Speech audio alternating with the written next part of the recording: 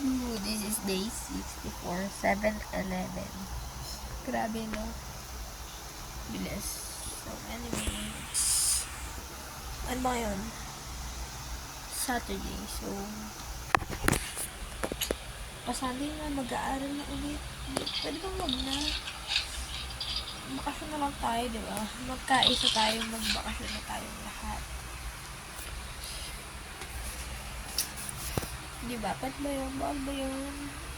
Tapos, ang lapit na ng upcut. Like, upcut season is few days na lang. Tapos, yung nakaraan pala merong free na lecture. Hindi ako nakakasali nila. Like, sobrang pagod katamaran. Lahat nagsapul-sabul sila. Combo ba yun? Yung puno na yung skin. I mean, ang daming pinapagawa. Ganun. Bukas nga, gagawa kami ng big book.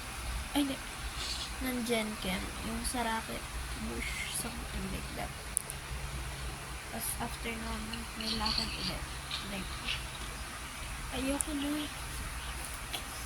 Tapos, Monday, wala.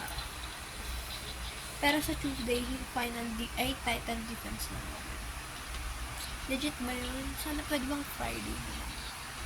So, ko bakit Tuesday? Wala naman kaming PR that day. Pero siguro i-move. Ayun na yung pag-switch ng subject. Yeah. So, this day 64. Kapit na tayo mag-17. Grabe yun. Ang bilis. Naalala ko pa yung nagre-review ako kasi naunang panahon. Grabe yan. Sige na. Day 64. Posting until I failed. Upcut. Upcut. Fail. Ngayon lang. Zooming out.